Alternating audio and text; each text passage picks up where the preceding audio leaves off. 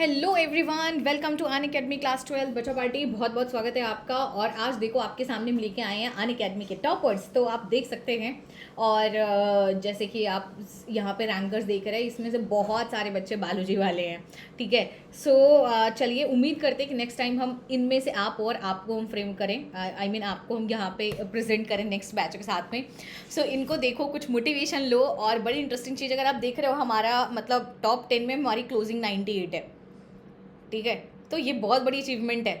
Top 10 में हमारे यहाँ जो 10th रैंक पे, उनकी भी रैंक 98% है क्लास 12 में। बाकी अगर आप देखोगे तो एक आध बच्चा कहीं 98 आ रहे हैं, 98, 98, 97। So this is great and proud moment for all of us. So and next time we are hoping कि जो है, तो आप जो है ये क्या 98 क्या 99 से शुरुआत होके 100 से शुरुआत होके 100 पे ख़त्म। तो ऑल द वेरी बेस्ट। और 12th है, बहुत पॉजिटिव एनर्जी के साथ तुम लोग अपनी पढ़ाई करो। और अगर कोई ऐसा बच्चे जो आप ऑलरेडी 12th दे चुके हो वो देख रहे हो, तो भाई कॉन्ग्रेचुलेशंस, आपके फाइनल रिजल्ट आ चुके हैं, है ना। अब इसके बाद ज़िंदगी में तुम्हारे रिजल्ट कोई नहीं पूछेगा, मम्मी पापा के अलावा। अच्छा, सो देखो हुआ क्या है कि हमने ना इम्ब्रायो वाला पोर्शन कर लिया है। सीड आज हमें करना है, बहुत छोटे छोटे टॉपिक्स एक्चुअली करने हैं। जैसे सीड हमें करना है। अच्छा, एक और बात, ये चैप्टर तुम्हारा खत्म हो जा रहा है पूरा, और इस चैप्टर की जो नोट्स है, फुल नोट्स तुम्हें जो भी हमने ब्लैंक स्लाइड पे लिखी है, एनसीईआरटी का जो हाईलाइट पोर्शन है, वो सारा कंपाइल करके आपको हम इस टेलीग्राम वाले चैनल पे दे देंगे। ठीक है। यहाँ पे देखो इतने सारे बच्चे इस वक्त आ चुके हैं, 17-18,000 students are right now here. So जबकि हमारा चैनल अभी हमने 2-3 महीने स्टार्ट किए। सो अच्छा जा रहा है। बस तुम लोग लाइक शेयर सब्सक्राइब करते जाओ। और आज का जो टॉपिक है ना, बहुत छोटे छोटे छोटे छोटे प्यारे प्यारे से टॉपिक हैं। सबसे पहली चीज़ कि सीड हम आपको लास्ट डे पढ़ा चुके थे। सॉरी, हम आपको ये पढ़ा चुके थे, इम्ब्रायो पढ़ा चुके थे, अगर आपको याद आ रहा हो। We have done the embryo portion. हम इम्ब्रायो पोर्शन कर चुके हैं। अब इम्ब्रायो में हमने आपको क्या बताया था कि ये सेंटर पे हो गया इम्ब्रायो। इम्ब्रायो खैर कभी कभी साइड में चला जाता है, कॉटिलिडन साइड में आ जाता है। उसके दूसरा हमने क्या आपको क्या बताई थी, कॉटिलिडन होती है, ये बताई थी ना। और इम्ब्रियोनल एक्सिस हो गई। ऊपर वाले को हमने बोलिया था कोलेप्टाइल, नीचे कोलोराइजा, प्लूम्यूल, ये सारी चीज़ें हो गई थी। Now what is seed. Seed आपको पता है कुछ खास होता नहीं है। सीड आपका यही इम्ब्रायो को उठा के कवर कर दो। क्या हमने बोला कि इम्ब्रायो को कवर कर दो, इम्ब्रायो को प्रोटेक्ट कर दो, वही तुम्हारा सीड बन जाएगा। सो इम्ब्रायो का स्ट्रक्चर पढ़ लो, समझ लो सीड का स्ट्रक्चर पढ़ लिए। ये तुम्हारा इम्ब्रायो हो गया, मान लो डाइकॉट सीड हम आपको दिखा रहे हैं। ये तुम्हारा इम्ब्रायो हो गया सेंटर पे, साइड साइड में तुम्हारे कॉटिलिडन हो गए। ठीक है। और उसके बाद क्या हुआ, ये इसी के ऊपर, ये यहीं पे इसी के ऊपर हमारी कॉटिलिडन सॉरी सीड कोट आ गई। बाकी सब कुछ सेम है। ठीक है। So if this is the embryo moon, this is the embryo, ये सेंटर पे हमारा जो हो गया, ये इम्ब्रायो हो गया। बैक ही नहीं हो रहा है, चलिए फिर से बना देते हैं। इसी को सीड में कन्वर्ट कर देते हैं। अगर ये आपका इम्ब्रायो हो गया का स्ट्रक्चर, यही अल्टीमेटली प्लांट बनाएगा। और यहाँ पे हमारे पास ये दोनों आ गई कॉटिलिडन, कॉटिलिडन। ये आ गया हमारे पास ऊपर वाली एक्सिस, इसको हम लोग बोल देते हैं। देखो, एक इमेजिनरी एक्सिस हम लेते हैं इम्ब्रायन, इसको यहाँ पे सेंटर पे हमारी इम्ब्रायनल एक्सिस हो जाती है। अगर आप ध्यान से देखो, कॉटिलिडन के ऊपर वाला जो पोर्शन इम्ब्रायो का, वो पोर्शन देखो, इम्ब्रायो तो यहाँ से लेके पूरा यहाँ तक है, बट इम्ब्रायो का छोटू सा पोर्शन आप देख रहे हो कॉटिलिडन के ऊपर निकला हुआ है। इसको हम बोल देंगे इपिकोटाइल। ये लास्ट डे हम बात कर चुके हैं, फिर भी हम लिख दे रहे हैं फिर से। और जो नीचे वाला पोर्शन है उसको बोल देते हैं हाइपोकोटाइल। हाइपोकोटाइल क्या है, the portion of the quartile embryonal axis which is present below the cotyledon, that will B hypocotyl. Epicotyl हमारा अल्टीमेटली किस में टर्मिनेट होता है, ऊपर वाले पार्ट में। ये हमारा बना देगा प्लूम्यूल में टर्मिनेट होगा, और प्लूम्यूल से अल्टीमेटली हमारी शूट बना देगा, पूरा लीव ब्रांचेस, ये सारी चीज़ें बना देगा। अगर हम हाइपोकोटाइल की बात करें तो ये हमारा टर्मिनेट हो जाता है रेडिकल में, और रेडिकल से हमारी बन जाती है रूट। बस यही कहानी है। ठीक है। और ये हमारा कॉटिलिडन हो गया। लेकिन ये तो हो गया, चलो इम्ब्रायो हो गया। अब इम्ब्रायो को हमें प्रोटेक्ट करना है। अगर इसी को उठा के हम कवर कर दें, लेट्स से ये देखो, ये ऊपर में हम ऐसे डबल कवरिंग डाल दें, तो इसको हम बोल देंगे seed coat. Seed coat, seed coat क्या है आपका, बाहर वाली आउटर को बोल देते हैं टेस्टा, सीड कोट का नाम हो जाता है। और इनर वाले को हम बोल देते हैं आपका टेगमिक। ठीक है। देखो सीड कुछ होता नहीं है, seed is nothing, just fertilised ovule, fertilised ovule है। तो ओव्यूल की जो लेयर होती है, ओव्यूल की जो आउटर कवरिंग होती है, वो कन्वर्ट हो जाती है सीड कोट में। ओव्यूल के अंदर था क्या? ओव्यूल के अंदर ही तो हमारा था एम्ब्रायोसैक, एम्ब्रायोसैक के अंदर ही तो हमारा जाइगोट और एम्ब्रायो बना था और एंडोस्पर्म बना था। ये देखो एम्ब्रायो हो गया, एंडोस्पर्म को कंज्यूम करके इसने कॉटिलिडन बना लिया, और तो आपका ओवरऑल इसी के ऊपर बना दो, इसको सीड बना दो। देखो ये आपको हम क्या दिखा रहे हैं, ये हम आपको दिखा रहे हैं, ये चना है मान लो, ये चने को ऐसे खोल दो, मतलब ऐसे ओपन कर दो दोनों कॉटिलिडन, तो कभी देखियो बीच में ऐसे हल्का हल्का वाइट वाला निकलता है, फिर अगर थोड़े दिन रख दो तो हल्की हल्की ग्रीन लीफलेट्स निकलने लगती है, जर्मिनेशन होने लगता है। तो सीड वो लोग इसलिए बना के रखते हैं कि जिससे अपने इम्ब्रायो को छुपा सकें कि हाँ भाई अभी फेवरेबल कंडीशन नहीं है, क्योंकि इम्ब्रायो का बहुत सॉफ्ट टिश्यू होता है। नॉर्मली अगर ये रहेगा तो मर जाएगा बेचारा, कैसी चलेगी इसकी ज़िंदगी। तो इसको प्रोटेक्ट करने के लिए हम इसको खाने पीने दे देते हैं कॉटिलिडन भर भर के, ऊपर से कवरिंग लगा के हम बोलते हैं भाई तुम सो जाओ, डॉर्मेंट स्टेज में चले जाओ। डॉर्मेंट स्टेज इज लाइक कि अपनी मेटाबॉलिक एक्टिविटी को स्लो डाउन करना, कि जिससे ज़िंदा रह सको। ठीक है, कभी देखिए हो कि जब हमारे जो बॉर्डर वगैरह पे कभी लड़ाई होती है, या फिर कभी क्या होता है कि उनके पास है कि अभी उनके ख़त्म हो गए गन में गोलियाँ, have you seen in movies, जो हमारे सैनिक होते हैं, तो वो पता है कि अगर अभी जाएंगे तो हम हमारी हालत ख़राब हो जाएगी, मतलब हम अभी फेवरेबल कंडीशन नहीं, तो क्या करते हैं बंकर बना के उसी में छुपे रहते हैं। बहुत बार ऐसा होता है कि 2-2 4-4 दिन एक हफ्ते उसी में छुपे रहते हैं कि जब तक कोई बैकअप टिप नहीं आ रही है, जब तक उनके लिए फेवरेबल कंडीशन नहीं आ रही है। तो समझ लो डॉर्मेंसी इज़ लाइक दैट, कि अपनी एम्ब्रायो क्या करता है, अपनी मेटाबॉलिक एक्टिविटी को स्लो करता है, उतना ना रेस्पिरेशन करता है ना उतना फोटोसिंथेसिस का कोई चांस ही नहीं है। तो मेटाबॉलिक एक्टिविटी को स्लो करके अपने आसपास कॉटिलिडन को रख के अपना आराम से डॉर्मेंट स्टेज में चला जाता है, जिससे कि अपने इम्ब्रायो को, अपने प्लांट को बचा सके। क्यों? क्योंकि अगर इम्ब्रायो है तो जैसे फेवरेबल कंडीशन आएगा तुरंत ये क्या करेंगे, नया प्लांट बना देंगे, है ना। इम्ब्रायो इज लाइक बाहुबली का दैट बच्चा, कि अपनी खानदान बचाने के लिए उसने उसको छोड़ दिया वहाँ पे। ऐसे प्लांट होते हैं, प्लांट क्या करते हैं, अपने इम्ब्रायो को उन्हें पता है कि नया प्लांट तो हमारा बन ही जाएगा, उसको सीड के अंदर प्रोटेक्ट करके उठा के छोड़ देते हैं कि ठीक है जब वॉका आएगा तो ये हमारा किंग बनेगा। मतलब now it will, embryo ultimately करेगा क्या भाई, जर्मिनेट होकर प्लांट बना देगा ना, ऊपर में शूट नीचे में रूट। सो सीड बनाने का प्लांट्स का सिर्फ इतना सा इंटेंशन होता है कि इस तरीके से वो अपनी जनरेशन को सेव कर सकेंगे। ठीक है, वाटर कंटेंट बहुत डाउन कर देते हैं, जिसकी वजह से कि आपको पता है पानी जहाँ पे होता है ह्यूमिड कंडीशन होती है, फंगस वगैरह वहाँ पे ज़्यादा लगते हैं, तो वाटर कंसंट्रेशन को कम कर देते हैं, बहुत ज़्यादा ड्राई हो जाता है सीड, आप देखते हो बहुत सूखे होते हैं। ठीक है, यहीं पे एक और चीज़ होती है, यहीं पे होती है हाइलम और माइक्रोपाइल। याद है हम बोल रहे हैं ओव्यूल ही तो है ना। अगर ओव्यूल है, ओव्यूल में ही तो हमारा जो है माइक्रोपाइल था, ओपनिंग थी, वैसे यहाँ पे होती है वही वाली होती है। माइक्रोपाइल आपका क्या होता है, माइक्रोपाइल आपका ओपनिंग होती है जिसकी वजह से पानी वगैरह आने में हेल्प करता है, कि जिससे कॉटिलिडन उसको अब्जॉर्व करके फिर अल्टीमेटली मैच्योर हो जाता है। तो ये तुम्हारा सीड का स्ट्रक्चर है। अब देखो बाकी कुछ खास डिफरेंस है नहीं। अगर मोनोकॉट होगा तो मोनोकॉट में क्या होगा कि कॉटिलिडन सिंगल हो जाएगी और एक्स्ट्रा आपकी कोलियोराइजा कोलियोप्टाइल 2 शीट आ जाएगी, और वहाँ पे कॉटिलिडन को हम स्क्रोटेलम बोल देंगे। सेकंड कॉटिलिडन जो नहीं डेवलप हो पाई उसको हम बोल देंगे एपीब्लास्ट। तो इतनी सी कहानी है, it is exactly same as the आपका इम्ब्रायो वाला पार्ट। तो ये हो गया तुम्हारा सीड। अब हम देखो ये सारी चीज़ें हम आपको पढ़ा चुके हैं, अब हम बस यहाँ पे आपको पढ़ाते जाएंगे और आपका हम यहाँ पे मार्क करते जाएंगे, बस इतना सा हमारा होगा। और 90% चीज़ें आप इसमें पढ़ चुके हो, बट यहाँ पे इसके लिए हमें कोई ब्लैंक स्लाइड लेने की ज़रूरत नहीं, क्योंकि एकदम सोचो एक एक लाइन में यहाँ पे टॉपिक खत्म है। तो देखो पहला यहाँ पे क्या बोल रहा है कि एंजियोस्पर्म में जो सीड है वो फाइनल प्रोडक्ट होता है सेक्सुअल रिप्रोडक्शन का। ठीक है, अक्सर हम बोलते हैं कि इसको फर्टिलाइज्ड ओव्यूल बोलते हैं। हम लोग क्या बोलते हैं सीड को हम बोलते थे कि सीड हमारा फर्टिलाइज्ड ओव्यूल है। सीड किसके अंदर होता है, फ्रूट के अंदर होता है। और अगर इस सीड के अंदर होता क्या क्या है, एक हमारा कॉटिलिडन होता है, एक एम्ब्रायोनल एक्सिस होती है, ठीक है, और एम्ब्रायो का स्ट्रक्चर बड़ा सिंबल्स होता है। देखो यहाँ पे एम्ब्रायो का स्ट्रक्चर आपको डेवलप किया गया, क्या बोला गया है कि जर्नली थिक और स्वेलन होता है। किस चीज़ की बात कर रहे हैं, कॉटिलिडन की बात कर रहे हैं, कि कॉटिलिडन जो होता है अगर ये 2.15 बेसिकली डाइकॉट की बात कर रहा है, उसमें क्या होता है, कॉटिलिडन आप देखते हैं ना बहुत मोटा सा स्वेलन सा होता है। क्यों होता है, ठीक है, क्योंकि उसके अंदर बहुत सारा फूड स्टोरेज है। सो बेसिकली कॉटिलिडन का जो फंक्शन हो गया वो हो गया फूड स्टोरेज। ठीक है, जैसे लेग्यूम्स मतलब दाल वगैरह हो गई। मैच्योर सीड, यही आपको अब देखो यहाँ पे बहुत ब्रेक करके बोला गया है, बाकी कुछ है नहीं।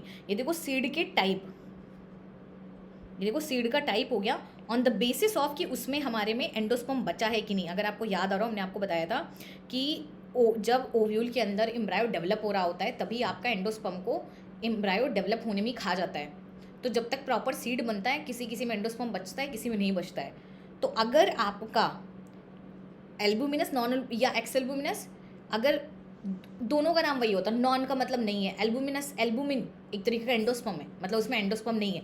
एक्स मतलब एल्बुमिन अब उसकी एक्स बन चुकी है, मतलब उसमें एंडोस्पर्म नहीं है, तो दोनों सेम चीज़ हो गई, ठीक है। तो नॉन लुमिनस सीड ऐसे होते हैं जिनमें कोई भी रेसिड्यू ना हो, रेसिड्यू मतलब बचा हुआ टुकड़ा ना हो एंडोस्पर्म का, और वो कंप्लीटली कंज्यूम हो जाए, कंप्लीटली खा लिया। कौन खाएगा भाई, क्यों नहीं बचेगा, क्यों? क्योंकि इम्ब्रायो डेवलप होते होते आपका खत्म कर देता है। इसका एग्जाम्पल बहुत इंपॉर्टेंट है, P N groundnut. Generally जिसका कॉटिलडन तुम थिक देखो वो नॉन एंडोस्पर्मिक सीड होते हैं। क्यों?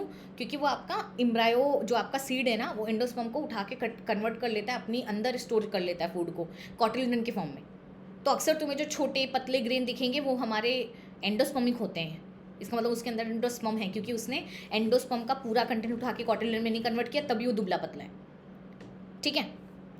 नेक्स्ट एल्बुमिनस सीड आपका क्या करता है, जो एंडोस्पर्म का पार्ट जिसमें कि कंप्लीटली यूज्ड ना हो, है ना, उसको हम बोल देंगे एंडोस्पर्मिक सीड। ये हो जाएगा albuminous seed, and it is very important. इसका एग्जाम्पल जनरली मोनोकॉट होते हैं, वीट, मेज, barley, castor and coconut. More importantly coconut में तो एंडोस्पर्म भर भर के होता है। ये इतना पोर्शन बहुत इंपॉर्टेंट है, एल्बुमिनस नॉन एल्बुमिनस, ठीक है। अच्छा, कई बार क्या होता है, अगर आपको याद हो, हमने आपको बोला था जब आपको सस्पेंसर और वो सेल पढ़ा रहे थे कि न्यूसिलस को भी हमारा एंडोस्पर्म खाता है। बहुत बार क्या होता है, न्यूसिलस बची रहती है, जैसे ब्लैक पेपर हो गया ना, इसमें न्यूसिलस बची रहती है। तो अगर न्यूसिलस परसिस्टेंट है तो उसको हम पेरिस्पर्म बोल देंगे। एग्जाम्पल ब्लैक पेपर हो गया and beetroot. So black pepper beetroot से पेरिस्पर्म बनता है। ये हो गया हमारा सेकंड पॉइंट। तो अभी तक हमने क्या पढ़ा, एंडोस्पर्मिक सीड पढ़ा, नॉन एंडोस्पर्मिक सीड पढ़ा, पेरिस्पर्म पढ़ा, और सबका एग्जांपल। ये बस सिंगल सा ऐसा टर्म डालना, ये डेफिनेशन डालना, टर्म डालना, जो पॉइंट हाईलाइट किया, डेफिनेशन डालना, एग्जाम्पल डालना। यहाँ की नोट्स बस ऐसी बननी है। इंटोगमेंट में हमारा क्या है, इंटोगमेंट का शुरू करते हैं, बेसिकली स्ट्रक्चर बता रहे हैं। इंटोगमेंट क्या है, ओव्यूल का वो पार्ट है जो हार्ड होता है और सीड कोट की तरीके प्रोटेक्टिव की काम करता है, ठीक है, प्रोटेक्शन करेगा। माइक्रोपाइल का काम है, छोटा सा पोर होगा सीड कोट में, जिसकी वजह से आपका ऑक्सीजन और वाटर एंट्री करेगा, जर्मिनेशन हो पाएगा। जैसे जैसे सीड मैच्योर हो जाता है, वाटर का कंटेंट आपका रिड्यूस होता जाता है, और हमारा रिलेटिवली जो आपका सीड होता है वो ड्राई हो जाता है 10 to 15%, मॉइस्चर बाई मास मतलब कम हो जाता है उसका। जनरली आपकी क्या होती है, मेटाबॉलिक एक्टिविटी स्लो हो जाती है। क्यों? क्योंकि डॉर्मेंट स्टेज में होने का मतलब एक सिर्फ सर्वाइव करने की कोशिश कर रहा है। अब वहाँ पे बाहर जाके क्लबिंग नहीं चला जाएगा। जस्ट इमेजिन कोई एक इंसान है जो कि छुप रहा है किसी डेंजर सिचुएशंस, क्योंकि इसके लिए फेवरेबल कंडीशन नहीं है, तो बाहर जाके पार्टीज नहीं अटेंड करेगा, वो शायद किसी कोने में छुपा बैठ रहेगा। वैसे ये होते हैं कि अपनी मेटाबॉलिक एक्टिविटीज़ को स्लो डाउन कर देते हैं, क्योंकि इन्हें उस वक्त अनफेवरेबल कंडीशन में सर्वाइव करना है। तो एम्ब्रायो आपके एंटर करते हैं इनएक्टिव स्टेज में, जिसको हम बोलते हैं डॉर्मेंसी, बट मरते नहीं है। जैसे फेवरेबल कंडीशन आती है, उनको अवेलेबल दिखती है तुरंत, मतलब फेवरेबल कंडीशन का मतलब क्या है इनके लिए, कि हाँ भाई मॉइस्चर, ऑक्सीजन और टेम्परेचर, तीन चीज़ मेन ध्यान देते हैं, तो वो आपके जर्मिनेट कर जाते हैं। जैसे कि ovule, look at this, ovule ही आपका मैच्योर होता है सीड में, ओवरी आपकी डेवलप होती है फ्रूट में, आपको ऑलरेडी बता चुके हैं, ठीक है। यही आपको बोला गया है कि चाहे अगर हम बात करें ओव्यूल से सीड का बनना या ओवरी से फ्रूट का बनना, ये दोनों साथ साथ होती हैं, ठीक है। ये देखो बड़ी अच्छी लाइन है कि साइमल्टेनियस प्रोसेस है। ये तुमसे नीट में क्वेश्चन पूछा जा सकता है। नीट में ऐसे छोटे छोटे लाइन से क्वेश्चन आते हैं, हिडन लाइन से, जो कि आप जनरली नहीं पढ़ते हो, एनसीईआरटी नहीं पढ़ो तो। अच्छा, अब देखो जनरली हमारा क्या होता है, ओवरी से फ्रूट बन जाता है, लेकिन कभी कभी क्या होता है, ओवरी के अलावा भी कोई पार्ट हमारा कंट्रीब्यूट कर देता है फ्रूट बनाने में। ऐसे फ्रूट को हम फॉल्स फ्रूट बोल देते हैं। खैर, यहाँ पे आपको बोला जा रहा है कि जो ओवरी की जो वॉल है उसको पेरिकार्प बोलते हैं। What is pericarp? जो ओवरी की वॉल, जो आम का आप वो छीलते हो ना, छिलके, तो वो पेरिकार्प होती है, ग्रीन वाली जिसको निकाल के खाते हो। तो ओवरी की वॉल को हम लोग क्या बोलते थे, पेरिकार्प। नेक्स्ट देखो, जो फ्रूट हैं वो फ्लैशी हो सकते हैं, गावा वगैरह होते हैं ना, गुआवा हो गया, ऑरेंज हो गया, मैंगो हो गया, फ्लैशी होते हैं जो पोर्शन आप खाते हो। ड्राई भी हो सकते हैं, जैसे कि ग्राउंड नट, मूंगफली वगैरह हो गई, मस्टर्ड वगैरह हो गई, आप उनको देखते हो। ग्राउंड नट में आपका पूरा फ्रूट है, जो मूंगफली अगर कभी फोड़ के खाए हो तो ऊपर वाला वो होता है फ्रूट, और अंदर में जो छोटे छोटे दाने निकलते हैं वो होते हैं सूड, तो वो ड्राई होता है, and you can feel it, dry कौन सा फ्लैशी कौन सा है। मैंगो आप हाथ में लो, एक गीला, एक मस्टर्ड, राई लो, और या फिर आप ग्राउंड नट लो, तो of course it is dry. So dry seed और फ्रेश, देखो पहले क्या था तुम्हारे एनसीईआरटी में फ्रूट का पूरा टाइप था, बट 2005 के बाद तुम्हारा फ्रूट का टाइप हट गया, लेकिन ये 3 एग्जाम्पल दिया हुआ है, ड्राई और फ्रेश फ्रूट का। फ्रेश फ्रूट ने हमारे पास क्या किया है, fresh fruit have evolve mechanism for dispersal of seed. क्या बोल रहे हैं, फ्रेश फ्रूट बोल रहे हैं। बहुत सारे जो फ्रूट हैं उनके अंदर बड़ी बड़ी मैकेनिज्म है अपनी सीड को डिस्पर्स करने का, ठीक है। अब आपको बोला गया, अच्छा वैसे है क्या, आपको यहाँ पे ना पढ़ना है ना जानना है, ठीक है। जैसे जैसे सीड वगैरह के ऊपर ना बहुत सारे ऐसे छोटे छोटे वो होते हैं, अच्छा छोड़ दो। जैसे कि आपको पता है फ्रूट टेस्टी होता है, मैंगो का फ्रूट टेस्टी होता है, तो हम मैंगो खाते हैं। अब खाने के लिए हम जहाँ पे ले आते हैं, जहाँ पे भी हमने खा के छोड़ दिए सीड, हम ह्यूमंस भी सीड डिस्पर्जल में हेल्प कर रहे हैं। वहाँ पे फेवरेबल कंडीशन मिलेगी तो वहाँ पे आपका नया प्लांट उग जाएगा, ये भी एक सीड डिस्पर्जल हो गया। वही आपको बोला गया, recall the classification of fruit and dispersal mechanism you have studied in earlier class. ऐसा कुछ नहीं है, तुम लोगों ने नहीं पढ़ा है ठीक है, ये 11th में थोड़ा बहुत है बट इतना है नहीं। इन देयर एनी रिलेशनशिप, बहुत 7th में पढ़े होगे, relationship number of ovules in the ovary and the number of seed. Yes it is, number of जो ओव्यूल होगा that will be is equal to number of seed. इस चीज़ को हमेशा याद रखना। नंबर ऑफ, शायद हमने इसको करा दिया ऑलरेडी आपको, number of ovules is equal to number of seed, क्योंकि वही तो है। तो टमाटर में इतने बीज होते हैं, इसका मतलब टमाटर में बहुत सारे सीड है। मैंगो में एक सीड निकलता है, मतलब मैंगो में आपके 1 ओव्यूल होता है। मोस्ट प्लांट्स में आपका क्या होता है, जब तक फ्रूट हमारा डेवलप होता है ओवरी से, जब तक हमारा फ्रूट डेवलप होता है ओवरी से, अदर फ्लोरल पार्ट्स हमारे डीजनरेट हो जाते हैं, गिर जाते हैं। लेकिन कुछ कुछ स्पीसीज़ हैं, जैसे एप्पल वगैरह हो गया, एप्पल, स्ट्रॉबेरी, कैश्यू, ये देखो जिनको मैं से बॉक्स बना दे रहे हैं, मतलब वो तुम्हें लर्न होना चाहिए। एप्पल, स्ट्रॉबेरी, कैश्यू, इसमें हमारा थैलमस गिरता नहीं है ड्राई होके, ये भी आपको फ्रूट बनाने में हेल्प कर देता है। ऐसे फ्रूट को हम फॉल्स फ्रूट बोलते हैं। So example of false fruit, what is false fruit? When other than ovary some other floral parts contribute to the fruit formation is called false fruit. An example be strawberry, apple and cashew. ठीक है, बहुत सारे fruit आपके जो develop होते हैं directly ovary से होते हैं, उनको ट्रू फ्रूट बोल देंगे। ट्रू फ्रूट का एग्जाम्पल क्या है? जो भी तुम खा रहे हो, मैंगो वगैरह, ये सारे ट्रू फ्रूट हैं। यही आपको बोला गया जनरली। अच्छा, होता क्या है कि 90% हमारा जो ओवरी फर्टिलाइज हो जाती है तब आपका बनता है सीड, फ्रूट बनता है। लेकिन बहुत बार ऐसा देखा गया है कि बिना फर्टिलाइजेशन के भी आपका बन जाता है, तो ऐसे फ्रूट को हम पार्थेनोकार्पिक फ्रूट बोलते हैं। तो देखो, फ्रूट में हमने 3 चीज़ें पढ़ी। पहली चीज़ कि भाई ओवरी से फ्रूट बनता है, ठीक है, फर्टिलाइजेशन के बाद। लेकिन कभी कभी बिना ओवरी के भी आपका फ्रूट बन जाता है थैलमस वगैरह से, तो उनके फॉल्स फ्रूट बोल देते हैं।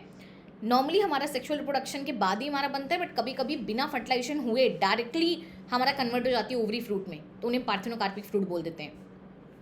ऐसे फ्रूट, अच्छा, इनका इसमें होता क्या है, इनको इंड्यूस भी आप कर सकते हो, ग्रोथ हार्मोन वगैरह दे दो, और ऐसे फ्रूट आपके सीडलेस होते हैं। जैसे आजकल आ रहे हैं ना, वाटरमेलन आ रहा है, पपाया आ रहा है, सीडलेस हम बना रहे हैं, क्योंकि इकोनॉमिक उसका इंपॉर्टेंस ज़्यादा होता है, लोग खाना ज़्यादा पसंद करते हैं। ऑफकोर्स किसको पसंद आएगा बीच बीच में बैठ के ओवरी का वो निकालना, सॉरी वाटरमेलन का सीड निकालना, ठीक है। तो सीड आपके क्या है, सीड के बहुत सारे एडवांटेज हैं एंजियोस्पर्म में। सबसे पहला तो क्या है कि reproductive process, since reproductive process such as pollination and fertilization are independent after seed formation is more dependable। यहाँ पे आपको बोला गया है कि देखिए, सबसे पहली चीज़ हमारे पास क्या है कि अगर एंजियोस्पर्म में अगर आप देखो तो चाहे वो पॉलिनेशन हो गया या फिर फर्टिलाइजेशन हो गया, दोनों ही आपकी क्या हैं, वाटर पे डिपेंडेंट नहीं है, ठीक है, कहीं पे भी नहीं है। और सीड का फॉर्मेशन हो जाता है इजीली। फिर सीड का जर्मिनेशन के लिए भले ही पानी की ज़रूरत है, ठीक है। तो अब इनके पास पानी फर्टिलाइजेशन के लिए नहीं है, तो बेटर है सीड बना लेते हैं, और सीड में वाटर कंटेंट अपने आप कम हो जाता है, तो उनको बहुत ज़्यादा दिक्कत भी नहीं होती है। नेक्स्ट, और जो सीड है, सीड हमारा स्ट्रैटेजीज उसकी बेटर होती हैं डिस्पर्जल के लिए, कहीं भी नए हैबिटेट में जा सकता है। अब तुम्हारे लिए ऑफकोर्स बहुत बड़ा मुश्किल है कि तुम पूरा पेड़ उखाड़ के ले जाओ, इन बेटर कि तुम भाई सीड लेके चलो डिब्बे में भर के, वहाँ पे ले जाके उग जाएगा न्यू हैबिटेट में। वहाँ पे जो स्पीसीज़ हैं वहाँ पे कॉलोनाइज कर सकती हैं। ऑफकोर्स तुम एक डिब्बे में इतना सीड भर लो, एक साथ तुम पूरा खेती कर सकते हो किसी भी एरिया में।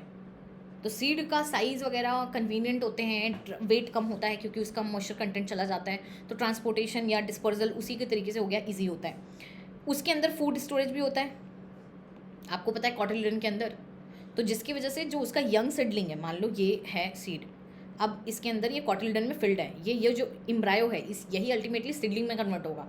तो ये स्टार्टिंग में क्या होता है, स्टार्टिंग में तो आपका तुरंत ये खाना बना नहीं सकता, तो इसी कॉटिलिडन के कंटेंट को यूज़ करता है, ठीक है।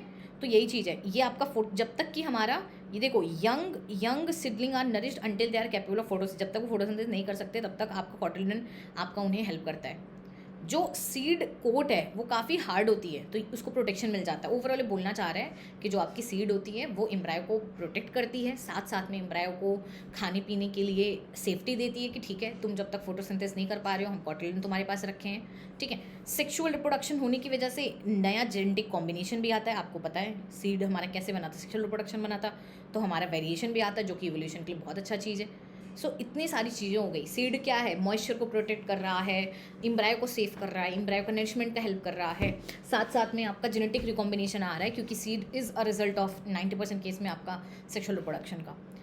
ठीक है, सीड जो है ये देखो यहाँ पे बस हमारा ये इतना सा पेज है और ख़त्म चैप्टर, बट यहाँ की लाइंस और पैराग्राफ और एक एक पॉइंट ये बहुत ज़्यादा ज़रूरी है। ठीक है, यहाँ पे आपको बोला गया सीड, आपको पता है एग्रीकल्चर का बेस है, सीड से तो आप लोग खेती करते हो, डिहाइड्रेशन हो जाता है, पानी कम हो जाता है, स्टार्टिंग पहले बताया था, डॉर्मेंट होता ही है, नेचर सीड का है जो कि स्टोरेज के लिए बहुत सही होता है। अगर मान लो डॉर्मेंसी ना हो, डिहाइड्रेशन ना रहे, तो स्टोरेज बड़ा मुश्किल हो जाएगा, ख़राब हो जाएंगे। ठीक है, जिसकी वजह से हम हमारे लिए भी यूज़फुल हो जाता है। अभी तो थोड़ी देर पहले हमने पॉइंट बताया था प्लांट के लिए, एम्ब्रायो के लिए कैसे यूज़फुल है, बट हमारे लिए हम उनको डिब्बे में भर के रख लेते हैं, तुरंत जर्मिनेट नहीं होते तो हम नेक्स्ट सीजन में उन्हें ग्रो करते हैं। आप इमेजिन करो कि अगर सीड ना हो तो भाई क्या ही होगा। ठीक है, तो सीड की प्रेजेंस में अगर मान ला तुरंत हमारा एक प्लांट बन रहा है, तुरंत ही हमारा फिर से उससे दूसरा प्लांट बन रहा है, कभी हम स्टोर ही नहीं कर सकते। How long do seed remain alive. अच्छा, मान लो सीड है डिस्पर्स हो चुका है, कब तक वो अलाइव रहेगा, ये भी बड़ा सिंपल सा चीज़ है। इसको बोलते हैं वाइबिलिटी। जैसे मैंने पॉलन ग्रेन की वाइबिलिटी की थी ना, कि कितना उसके अंदर एबिलिटी है कि वो स्टिग्मा पे जाके जर्मिनेट कर सके, वैसे सीड वाइबिलिटी होती है। तो सीड वाइबिलिटी हमारा बोला गया है कि इस पीरियड को बहुत ज़्यादा वेरी करता है, डिपेंड करता है कि कौन सी स्पीसीज़ है ना। कुछ हैं जो कुछ महीने में गायब हो जाती हैं, और बहुत सारी स्पीसीज़ हैं जो सालों साल तक उनकी वाइबिलिटी चलती है, उनको तब भी अगर तुम खेत में डाल दोगे उग जाएंगे। जैसे कि आपको बोला गया है कि 100 ईयर्स कुछ की चलती है। कुछ ऐसे हैं जैसे कि आपको बहुत ओल्ड वाइबल सीड मिले हैं, मतलब इनको उगा के आप खेती कर सकते हो। जो सबसे पुराना मिला है वो ल्यूपिनस आर्किटेक्स मिला हुआ है, इसको तुम गूगल करना मिल जाएगा आर्कटिक टुंड्रा में, और ये आपका भाई 10,000 साल पुराना है, रिकॉर्ड है इसका। रिसेंट में हमें 2000 साल पुराना डेट पाम मिला, जिसको साइंटिफिक नेम फोइनिक्स डेटाइलिफेरा होता है, डेट खजूर जो खाते हो, वो हमें मेरा किंग हेरोड्स के प्लेस पे डेड सी के पास में, ये बहुत इंपॉर्टेंट है। सबसे पुराना कौन, 10,020 और ये वाला। ठीक है, अच्छा कंप्लीटिंग जो हमारे पास क्या है कि हमने सेक्सुअल रिप्रोडक्शन पूरा पढ़ लिया फ्लावरिंग प्लांट में, तो आपके लिए बोला जा रहा है कि ये अभी आप ये चीज़ अटेम्प्ट कर सकते हो कि रिप्रोडक्शन जो कैपेसिटी है फ्लावरिंग प्लांट की, वो मतलब आपसे कुछ सवाल पूछा जा रहा है, आप उसको बताना है ना। बोल रहा है कि अब तुम्हें हमने पूरा पढ़ा दिया, कंप्लीट अंडरस्टैंडिंग तुम्हें आ चुकी है, अब हम तुमसे पूछेंगे, चलो बताओ। तो सबसे पहले पूछ रहा है कि how many eggs are present in embryo sac. एक एम्ब्रायो सैक में कितने एग प्रेजेंट होते हैं, जनरली आपके 1 होते हैं। How many embryo sacs are present in an ovule, generally 1 होती है। इंजस्पर्म की अगर हम बात करें, how many ovules are present in an ovary, कितने ओव्यूल होते हैं, डिपेंड कर चेंज हो सकती है। How many ovaries are present in a typical flower, single होती है। How many flowers present in a tree, ये तुम लोग आंसर सारे दो, and so on so on so on so on, सब वेरी करता है स्पीसीज वाइज। ठीक है, तो टेंशन न लो, ये तुमसे नहीं पूछा जाएगा, इसको हम हाईलाइट नहीं करने की ज़रूरत है। नेक्स्ट आप पूछा गया क्या आप सोच सकते हो कि कुछ ऐसा फ्रूट जिसमें कि बहुत सारे नंबर ऑफ सीड हो। It's very good. Orchid fruit ऐसा है कि जिसके अंदर हर एक फल में 1000 सीड होते हैं, मतलब 1000 इसके अंदर ओव्यूल है। ठीक है, ऐसे ही कुछ आपकी और भी सीड है, सच एज यहाँ पे स्ट्रिगा है और वेंगनशे है। इसमें आपके क्या होते हैं, छोटे छोटे सीड, आपने फाइकस के देखे उसमें बहुत ज़्यादा होता है। सो अगर आप देखोगे एक बड़ा सा आपका क्या होता है, फाइकस का पेड़ होता है, वो छोटे से सीड से डेवलप होता है। और how many billions of seed does each ficus produce, ये तुम निकालते रहो। और उसके बाद बोला कि बस इमेजिन करो, ओवरऑल इतना बताने की कोशिश कर रहा है कि आपका ओव्यूल का नंबर बदलता है, इस वजह से सीड का नंबर बदलता है, और एक सीड के अंदर कैपेसिटी होती है पूरे इतने बड़े प्लांट को बनाने का, बायोमास जनरेट करने का। तो सीड भगवान है, सब कुछ है, सीड की वजह से आपको खाना मिल रहा है, आप भूखे पेट नहीं सो रहे हो, ये सारी चीज़ें सीड ही सीड है। अब बड़ा इंपॉर्टेंट पॉइंट आता है एपोमिक्सिस एंड पॉलीम्ब्रोनी, वेरी इंपॉर्टेंट, ये लास्ट का 2 पेज एनसीईआरटी का बहुत इंपॉर्टेंट है। एपोमिक्सिस में आपको बोला गया है कि सीड जो है जनरली फर्टिलाइजेशन से बनते हैं, लेकिन कभी कभी क्या होता है, बहुत सारे फ्लावरिंग प्लांट में जैसे एस्ट्रेसी और ग्रासेस होते हैं, इनमें डायरेक्ट ही आपका सीड बन जाता है। ठीक है, डायरेक्ट ही सीड बन जाता है बिना फर्टिलाइजेशन वगैरह के हुए। तो एक तरीके का असेक्सुअल रिप्रोडक्शन है, टू बी ऑनेस्ट, ये असेक्सुअल रिप्रोडक्शन है, क्योंकि फर्टिलाइजेशन हुआ नहीं तो सेक्सुअल रिप्रोडक्शन कैसा। ठीक है, सो इसे बोलते हैं कि एक तरीके का सेक्सुअल रिप्रोडक्शन है जो सेक्सुअल रिप्रोडक्शन को कॉपी करने की कोशिश कर रहा है। तो एपोमिक्सिस क्या है, एपोमिक्सिस आपका असेक्सुअल रिप्रोडक्शन बनाता है, जो कि मिमिक करता है, मतलब कॉपी करता है सेक्सुअल रिप्रोडक्शन को। बहुत सारे तरीके हैं एपोमिक्टिक सीड बनाने के। कभी कभी क्या होती है, अच्छा सीड कभी क्या होता है, जो डिप्लॉइड सेल होती है, मान लो जो आपकी सेल है वही स्टार्टिंग से डिप्लॉइड हो जाती है। क्यों, क्योंकि वो हमारी उसमें मियोसिस हुआ ही नहीं था। नॉर्मली हम लोग देखते हैं कि हाँ भाई हमारा मेगास्पोर मदर सेल है, मियोसिस होगा, मेगास्पोर बनेगा, माइटोसिस हो के हमारा 7 सेल डेट न्यूक्लिएटेड वाले में हमारा एक सेल बनेगा। बट कभी कभी हम लोग क्या करते हैं, मेगास्पोर मदर सेल को ही डिवाइड नहीं करते हैं, मियोसिस नहीं कराते, डिप्लॉइड एग बनता है और एक डायरेक्टली सीड में कन्वर्ट हो जाता है। ठीक है, सो बेसिकली तुम्हारे पास आंसर किसका आएगा, आंसर तुम्हारे पास आएगा एपोमिक्सिस का, एस्टरेसियन ग्रासेस एपोमिक्सिस का एग्जाम्पल है। हाउ डिप्लॉयड एग, खैर बहुत सारे तरीके होते हैं, आपको पता है न्यूसलेस कभी कभी डायरेक्टली कन्वर्ट हो जाती है, तो वो चीज़ होती है। ये बहुत इंपॉर्टेंट लाइन है कि आपके एनसीईआरटी में एक ही दिया हुआ है और यही करना है कि एस्टरेसी में डेवलप होता है, ठीक है। अच्छा, एक और बड़ी इंटरेस्टिंग चीज़ होती है, खैर ये तुम्हें पॉलीमर नहीं पढ़ाया जा रहा है, sorry, I take it back. हमारे एपोमिक्सिस होने का बहुत सारे तरीके होते हैं, तुम्हारे में दिया नहीं है, तुम्हारे में पॉलीम्ब्रियोनी दिया है। कभी कभी क्या होता है कि जो हमारा एग सेल ही डिप्लॉयड बन जाती है, तो जो वो पहले से डिप्लॉयड है उसे मेल गैमेट की क्या ज़रूरत है, तो वो डायरेक्ट एम्ब्रायो में बना देती है बिना फर्टिलाइजेशन के, ठीक है, जो कि देखा गया है सिट्रस और मैंगो में। तो उसमें क्या होता है कि आपका एक साथ कई सारा एम्ब्रायो आ जाता है, तो उन्हें पॉलीम्ब्रियोनिक कंडीशन बोलते हैं, ठीक है। तो इसमें क्या होती है कि हमारा न्यूक्लियर सेल जो हो गई, जो आसपास में न्यूक्लियर सेल थी ना, याद है, ये हमारा एम्ब्रायो सैक था, यहाँ पे बाहर की थी, वही हमारा अंदर में घुस के, ये एम्ब्रायो सैक है, यहाँ पे न्यूक्लियस सेल्स हैं, यहाँ पे न्यूक्लियस सेल्स हैं। अब ये न्यूक्लियस सेल्स हमारी अंदर में प्रोट्रूड करके यहीं पे एम्ब्रायो बना देगी, और एक एम्ब्रायो तो पहले का इनका था ही, मेन जाइगोट वाला। तो ऐसे केस में क्या होता है, एक से ज़्यादा एम्ब्रायो कंडीशन रहती है, उसे हम पॉलीएम्ब्रियोनिक कंडीशन बोलते हैं, ठीक है। तो यही हमारी चीज़ है, एम्ब्रायो सैक डेवलप हो जाता है एम्ब्रायोज में, और ओव्यूल हमारा बहुत सारे एम्ब्रायो कंटेन करते हैं, उसे पॉलीएम्ब्रियोनी बोलते हैं। पॉलीएम्ब्रियोनी का एग्जांपल मैंगो एंड सिट्रस, ठीक है। कभी आप मैंगो का, ऑरेंज का सीड निकाल के देखोगे तो आपको बहुत सारा मिल जाएगा, एम्ब्रायो आपको वहाँ पे मिल जाएगा। अच्छा, ये बड़ा अच्छा पॉइंट है, ठीक है। ये पॉइंट क्या है, ये पॉइंट ये है कि जो हाइब्रिड वैरायटी होते हैं बहुत सारे फूड और वेजिटेबल के, आप पढ़ोगे स्ट्रैटेजीज में बनाए जाते हैं, उनको हम लोग बनाते हैं। हाइब्रिड में क्या होते हैं, अच्छा वाला 2 प्लांट लेके उनको फ्यूज़ करा के एक और अच्छा प्लांट बना लेते हैं।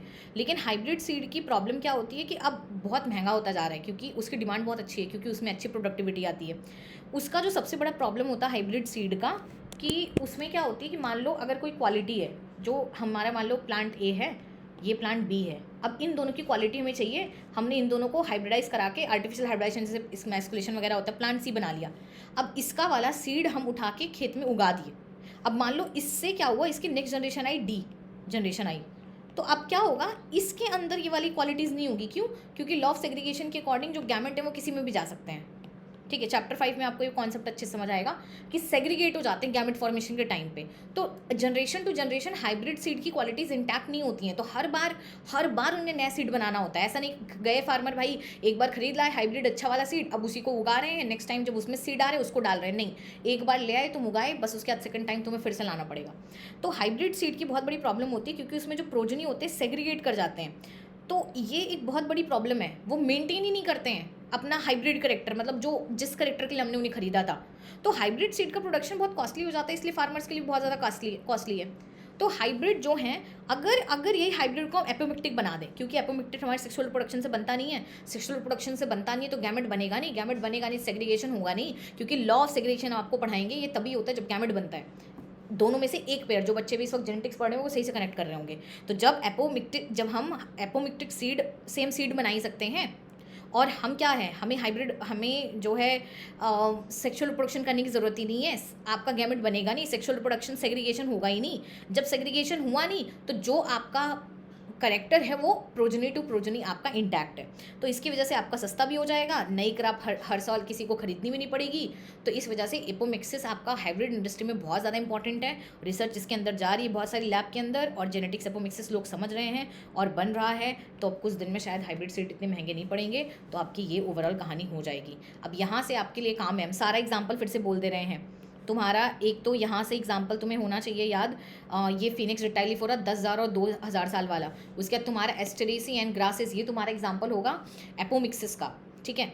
और तुम्हारा इसका हो जाएगा, क्या बोलते हैं, मैंगो एंड सिट्रस हो जाएगा तुम्हारा पॉलीम्ब्रियोनी का, ठीक है। पॉलीम्ब्रियोनी का एग्जाम्पल देखो वहाँ पे दिया, पॉली मतलब मैनी, एम्ब्रियोनी मतलब इम्ब्रायो, जब एक से ज़्यादा इम्ब्रायो हूँ तो उसमें क्या होती है, कभी कभी ऊपर के एंटीपोडल सेल फ्यूज़ करके बना देती हैं, लेकिन यहाँ पे तो न्यूसेलर का एग्जांपल दिया, न्यूसेलस ही हो तो कभी कभी न्यूसेलस सेल और कभी कभी डिप्लॉयड एग।